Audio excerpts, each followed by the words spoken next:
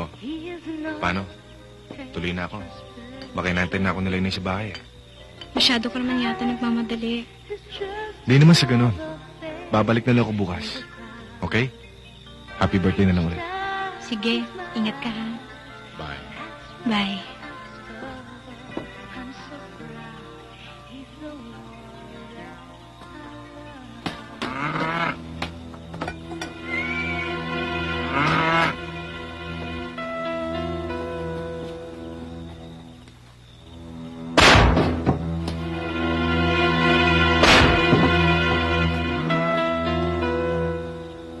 Meron yata ang gustong bumiro sa kalabaw natin.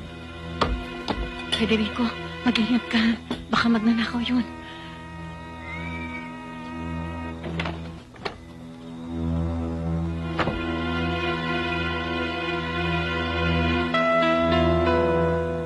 Uli-uli, Marie Chris, huwag kang nagsasalita ng ganon, ha?